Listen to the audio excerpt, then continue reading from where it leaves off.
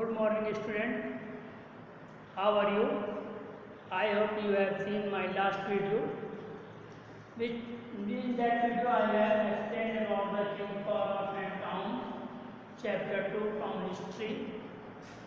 We have also explained about the friendship and delicacy. Who was the friendship and delicacy? Friendship was the pet officer, friendship and delicacy was the better Samrat Asok. And we have explained about the earliest state. We have 16 earlier state of in that time. There we found the evidence in text of the Buddha and Jainist. And after we have studied about the most powerful and important state of Magad. Magad was a big and prosperous state in that time. Prosperous state from, and after that we have read about the early empires, especially finding out about the Mauryas. कि मौर्यास के बारे में हमें जानकारी कैसे मिलती है. We know that the Maurya was the first Maurya was the first ruler who had controlled the state as a central administrator. We have also read about the administration of the empire and how the importance of the empire. We discuss about the early empire and after that the new evolution of the kingship. So here we have already too much read about the princess and we know about the finding about the Mauryas.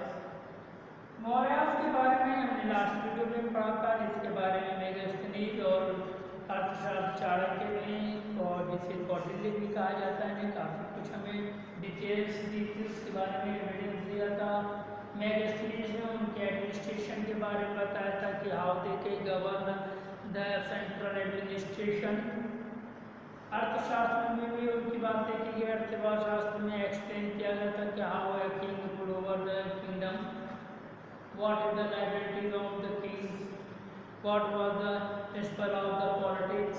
ये तमाम चीज़ें जो कौटिल्य ने अपने अर्थशास्त्र में बताई थी. नाम टॉर्चर पर वो राजनीति से प्रेरित था. And Megasthenes also explain about the administration of Chandragupta Maurya कि we know that the administration empire was centred on the north east and to the Iraq, Afghanistan, Pakistan, and from to the Ujjain and from to the Karnataka. North east के अफगानिस्तान, पाकिस्तान से लेकर के तक्षशिला से लेकर के उज्जैन से लेकर के शॉर्टगिरी और पितुसारी.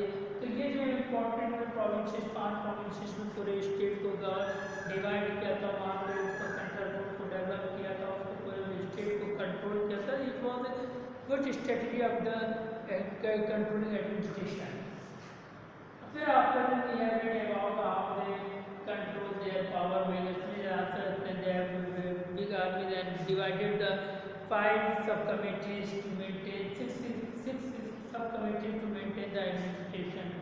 We have read about the administration के अलग अलग सेनाएं का संचालन होता था. नौसेना थी उनके पास, अश्वारोहियों की सेना थी, हाथियों की सेना थी, पैदल सेना थी. उसका स्टेट को भी मेंटेन करना चाहता था. सामंतों के ऊपर भी उनका कंट्रोल था. तो ये तमाम चीज़ें जो एडमिनिस्ट्रेशन एम्पायर के बारे में पाई गई, जिससे कि लगता था कि उस समय एक मतलब पूरा जो प्रजा जो रूल्स करने के तरीके वो कंट्रोलिंग था.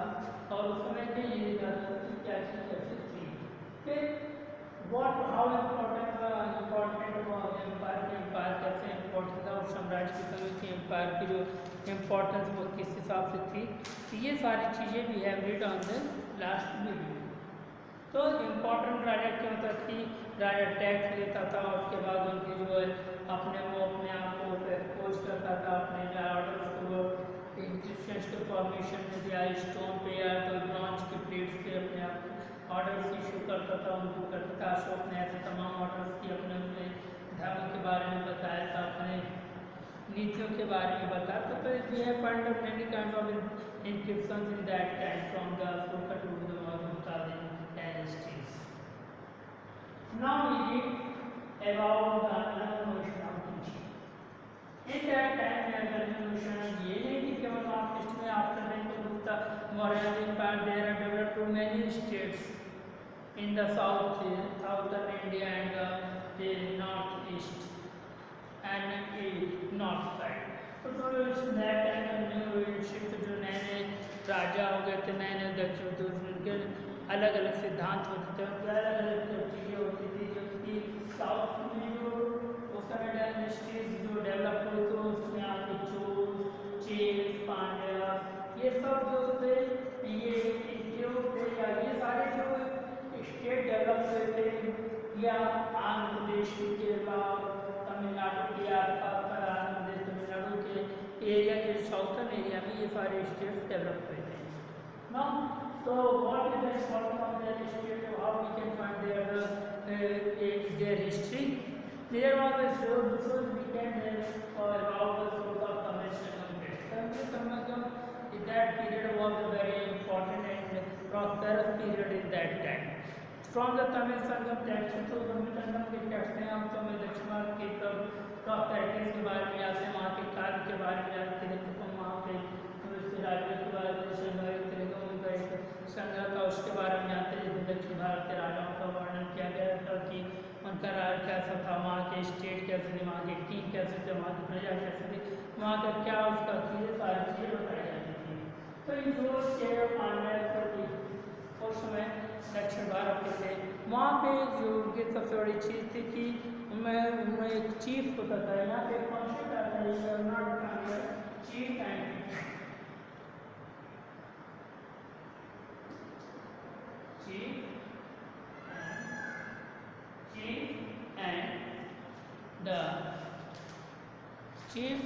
the chieftain.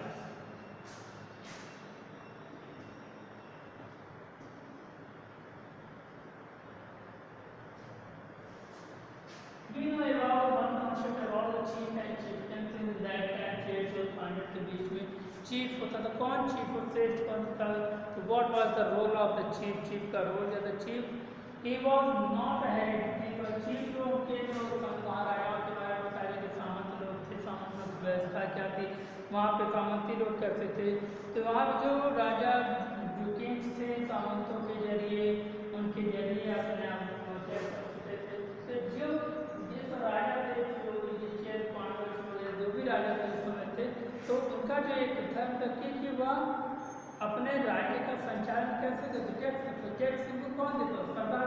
सरदार कौन होते थे? कि चीफ कौन होते? चीफ जो है वहाँ का एक श्रेष्ठ पर्सन होता था जो कि वहाँ का या तो श्रेष्ठ पर्सन होता था या वहाँ का पुजारी था, जैसे जब वहाँ का पुरोहित होता था, या वो चीज़ जो कि युद्ध का संचालन करेगा उस समय सबसे बलशाली सबसे श्रेष्ठ पर्सन था, स्ट्रॉन्गेस्ट. ये सारे जो वो पर्सन था जो कि चीफ बनता था.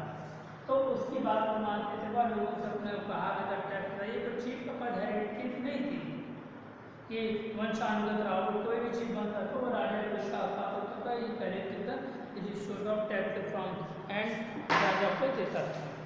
इस तरह के चार्जिंग ट्रीटमेंट बनने थे. तो सातवाहन में स्वयं पांड्या जो दक्षिण में थे और सबसे बाद जो नॉर्थ की बात करते थे, नॉर्थ में होना सातवाहन जो वेस्टर्न सेंट्रल एशिया में किंगडम डेवलप हुआ था. उसके बाद फिर कुषाण थे जो कि सेंट्रल एशिया से आकर के इंडिया में आते. सेंट्रल एशिया से आकर के इंडिया में उन्होंने एक बड़ा स्टेट डेवलप किया था. कुषाण में नॉर्थ वेस्ट इंडिया से लेकर के सेंट्रल एशिया तक इनका राज्य था. कुषाण शतवाहन ये तमाम जो राज्य नए नए डेवलप हुए थे ये मौर्य एम्पायर के बाद आए हैं. मौर्य एम्पायर का पीरियड के बीच में ये सारे डेवलप होते हैं. कुषाण वंश के बारे में कुषाण की बात, तो ये सारी चीज़ें थी जो समय जो राजा थे या जो इन सब का एक उद्देश्य था वो अपने आप को शो करते कि was good ruler big rulers. तो वह अपने प्राइस्ट को अपने आप जो शो ऑफ करते थे कि वह एक उनको एक ये था ये मानना था कि वह जो है उनके लिए सबसे प्रतिष्ठा की बात थी कि उनको बहुत देवता के तुल्य माना जाए. तो ये जो उनके अंदर का डिवाइन किड्स की भावना थी वो अपने आप को शिफ्टिंग स्टोर करना चाहते थे। जैसे कि अब देखिए चोर से पांडव ने अपने श्रेष्ठता को मूर्ति स्ट्रक्चर में कई बड़े बड़े मंदिर बनवाए, बड़े बड़े में अपने मंदिरों में श्रेष्ठता के अपने जो दक्षिण भारतीय की कला मूर्तियाँ वहाँ की प्रॉस्पेरिटी है, तो चर्च ने अपनी प्रभुता को दिखाने के लिए उन चीज़ों को चुना। जबकि जेम्स कुशाण और ने अपने आप को देवता के तुल्य मानने की कोशिश की थी, सन ऑफ गॉड। कुशाण के बारे में जिसने के बारे में पहली बार सोने के सिक्के चलाए थे, मोहरें चलाई थी, और सुबह अपने आप कुशाण पर कहते थे कि वाला सन ऑफ गॉड। कुशाण अपने आप को लाइक एज द चाइनीज के रूलर्स की तरह केवल अपने आप को कहते थे केवल ये सन ऑफ ह्यूमंस। तो ये सन ऑफ ह्यूमंस है, सन ऑफ गॉड। तो उस समय के जो राजा थे अपने आप को देवता के तुल्य जानते थे, उनके बारे में कि जानते थे कि वह जैसे है। उसी के अनुरूप उन्होंने मूर्तियाँ बनवाई, अपनी मूर्तियों में अपने जो कार्यों का उल्लेख, अपने पराक्रम का उल्लेख, ये सारी चीज़ें थी जो ऑफ करते थे exhibit person. Like we can find the inscriptions of prayer, प्रशस्ति का एक स्तंभ लेख है जो कि इलाहाबाद में पाया जाता है।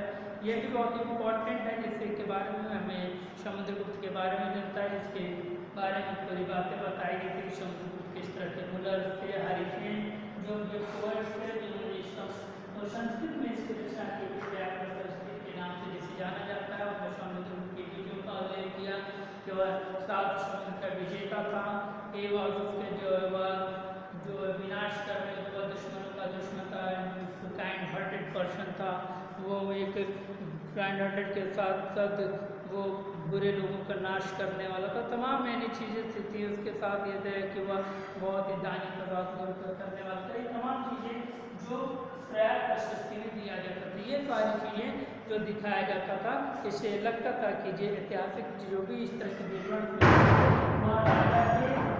राजा की पावर को शो करते थे, उनके उस चीज़ को दिखाते थे कि राजा कितना प्रभावशाली होता था। तो अब ये सारी चीज़ें जो कि किंग्स के बारे में दिखाया गया है ना, तो समुद्र से जब प्रयाग प्रशस्ति में राजाओं को दिखाया गया, उसका विक्रमादित्य के बारे में था, ये सारी चीज़ें जो किंग्स के बारे में ये इंग्रेडिएंट्स मिलते हैं जिसमें कई किसी को शुरू किया गया। Now in next video we read about the towards of countryside, जिसमें ये देखा जाएगा कि how people deserve to the kings, या किंग्स के बारे में पीपल्स की क्या राय थी, या उसके बारे में क्या था, प्रजा कैसे रहती थी, and read about the former and towns. Okay, have a nice day. You will see the next topic in next video.